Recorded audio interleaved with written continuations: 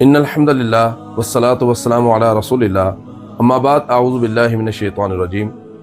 नाज़रीन व सामीन, क्या आप जानते हैं कि इस्लाम के अंदर ऐसा कौन सा अमल है कि क़यामत के दिन सबसे पहले उसके बारे में सवाल होगा? क्या आप जानते हैं कि वो कौन सा ऐसा अजीम फरीज़ा है कि जो जन्नत और जहन्नम के दरमियान फ़र्क बन जाता है? वो अजीम फरीज़ा है नमाज।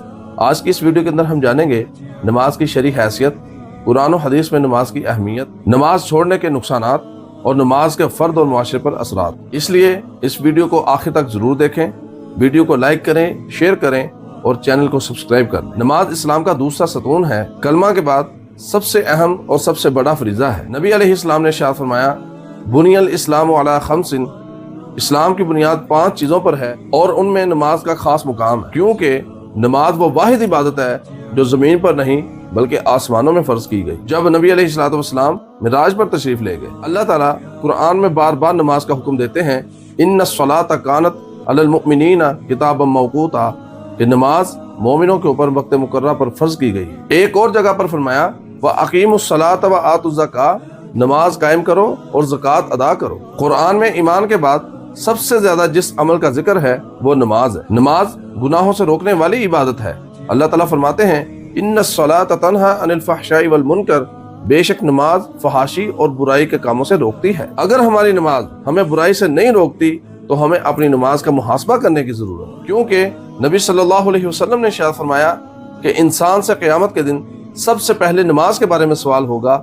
अगर नमाज दुरुस्त हुई तो उसके बाकी तमाम अमाल भी दुरुस्त होंगे, और अगर नमाज बिगड़ गई तो बकाया तमाम अमाल भी बिगड़ जाएंगे। जरा सोचिए कि जब सबसे पहले नमाज का मुहासबा होगा तो हम किस हाल में होंगे। नाज़रीन किराम, जरा गौर कीजिए, नमाज छोड़ना कोई मामूली गुनाह नहीं। नबी अलैहिस्सलाम ने इरशाद फरमाया, आदमी और कुफ्र और शिरक के दरमियान फर्क करने वाली चीज नमाज का छोड़ना है, और बाद सहाबा इकराम के नजदीक जानबूझकर नमाज छोड़ना कुफ्र के बराबर अमल है। नमाज छोड़ने से दिल सख्त होता है, बरकत खत्म होती है और गुनाह आसान हो जाते हैं और आखिरत भी खतरे में पड़ जाती है। और नमाज सिर्फ आखिरत ही नहीं बल्कि दुनिया भी संवारती है। दिल का सुकून मिलता है, परेशानियां कम हो जाती हैं, नज़्म ज़ब्त पैदा होता है, इंसान बुराइयों से बच जाता है। अल्लाह ताला इरशाद फरमाते हैं, अला बिज़िक्रिल्लाहि तत्मइन्नुल क़ुलूब, सुन लो, अल्लाह के जिक्र से दिलों को सुकून मिलता है। और नमाज सबसे बड़ा जिक्र है। नाज़रीन, हमें सोचना होगा, क्या हम नमाज वक्त पर पढ़ते हैं? क्या नमाज हम खुशू व खुजू से अदा करते हैं या सिर्फ रस्मी तौर पर? नबी सल्लल्लाहु अलैहि वसल्लम ने इरशाद फरमाया,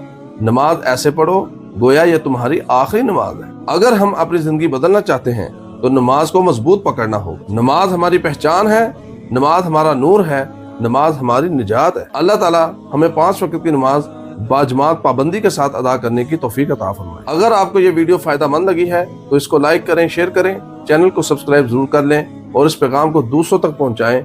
जज़ाकुमुल्लाहु खैर। अस्सलामु अलैकुम व रहमतुल्लाह।